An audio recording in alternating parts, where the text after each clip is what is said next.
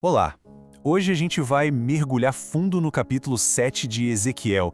E olha, esse não é um texto para ser lido de forma sutil, não. É uma declaração, direta, urgente, de um fim que já está decretado. É o clímax da sentença divina sobre toda uma nação. Para a gente entender bem o que está acontecendo aqui, a gente vai quebrar essa profecia em 5 partes, 5 estágios. Vamos começar com a sentença em si, depois ver como a sociedade desmorona, a desolação que vem em seguida, a questão da riqueza e do templo e, por fim, o silêncio total dos líderes. E logo de cara a mensagem já chega com os 2 pés na porta. O fim vem. Não tem meio termo. Não tem espaço para talvez. A tônica do capítulo inteiro é essa. Finalidade. É um decreto. O fim, de fato, chegou. Então, vamos começar pelo começo, né? Entendendo os termos dessa sentença. O interessante aqui é que o texto não só diz o que vai acontecer, mas também detalha o porquê.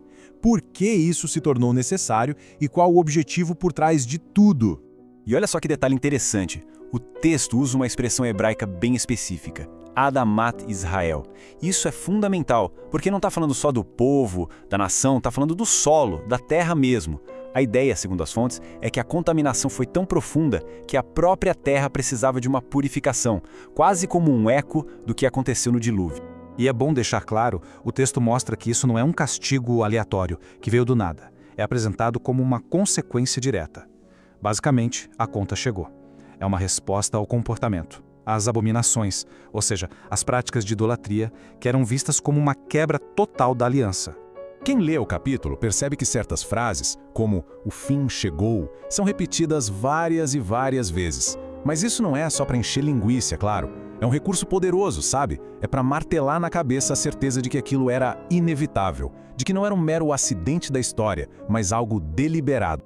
Certo, a gente entendeu a sentença, o veredito, mas e aí? Como isso se parece no dia a dia? É agora que a profecia começa a descrever o desmoronamento total da vida como eles conheciam, o fim da normalidade.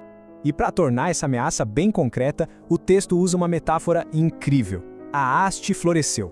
Pensem numa planta que foi cuidada, regada e agora ela está pronta para dar fruto.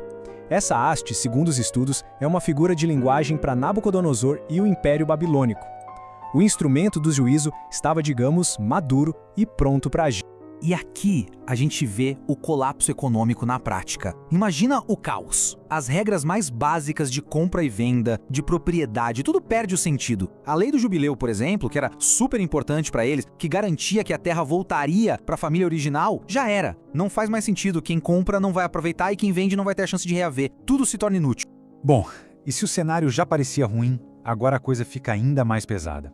A profecia entra num nível de detalhes sobre a devastação física e o terror psicológico que é sufocante. A ideia central é essa: não há para onde correr. É como uma armadilha perfeita, sem nenhuma brecha. Se a pessoa está no campo, a espada a alcança. Se tenta se esconder na cidade, a peste e a fome a encontram. Cada possível rota de fuga, cada esconderijo, tem uma ameaça específica esperando. É um cerco completo. E o medo é tanto, mas tanto, que o corpo começa a reagir.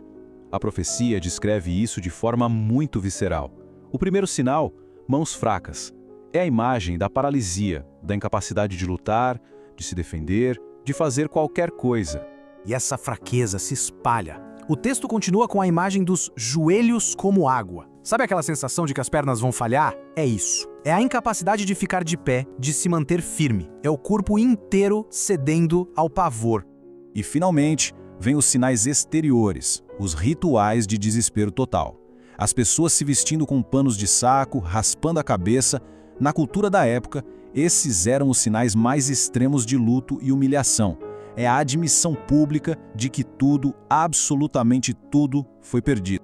Pois é, e nesse cenário de desolação total, a profecia mira nos 2 grandes pilares de segurança do povo, a sua riqueza e o seu templo. E é aqui que a gente encontra a ironia mais cortante de todo o capítulo. O texto usa uma palavra hebraica aqui que é fortíssima, nidá. Essa palavra se refere a algo cerimonialmente impuro, no nível mais profundo, como contato com um cadáver. E é essa palavra que o profeta usa para descrever o ouro e a prata deles. Aquilo que era o maior orgulho e segurança se torna nojento, algo que precisa ser jogado fora, afinal de que adianta o ouro quando se está morrendo de fome. E aqui vem a ironia suprema, o golpe de misericórdia. O templo. O lugar que eles acreditavam ser a garantia da proteção divina. A lógica do texto é brutal. Já que vocês profanaram o templo com seus ídolos, agora eu vou permitir que estrangeiros terminem o serviço. O símbolo máximo de segurança se torna o epicentro da vergonha e da destruição. E quando tudo mais já ruiu, a gente chega na última etapa do colapso, o colapso institucional. É o momento em que as pessoas olham para os seus líderes em busca de uma palavra, de uma direção e não encontram nada. O profeta recebe uma ordem simbólica, mas que é muito poderosa. Faze uma cadeia. Essa corrente representa o destino inevitável do povo, o cativeiro, o exílio na Babilônia. E o ponto que as fontes destacam é que essa corrente não veio do nada. Ela foi forjada, elo por elo, pela própria violência e injustiça deles. E aí vem o apagão completo da liderança. No momento em que o povo mais precisa de uma luz, todas as fontes se apagam. O profeta não tem mais visão de Deus. O sacerdote não sabe mais como instruir segundo a lei. Os anciãos, os conselheiros, não têm mais sabedoria para oferecer. É um vácuo absoluto. Mas no meio de toda essa destruição, o texto revela um propósito final. Uma espécie de moral da história, por mais dura que seja. O objetivo de toda essa catástrofe era levar a uma conclusão inevitável. Forçar um reconhecimento que se resume na frase que se repete tanto no livro de Ezequiel: "E saberão que eu sou o Senhor." E no fim, esse relato de um colapso total, de milhares de anos atrás, ainda ecoa, né? E nos deixa com uma pergunta que é, no mínimo, desconfortável. Quando tudo aquilo que a gente considera seguro, governo, economia, religião, quando tudo isso falha, o que sobra? O que realmente sustenta uma sociedade? Fica aí a reflexão.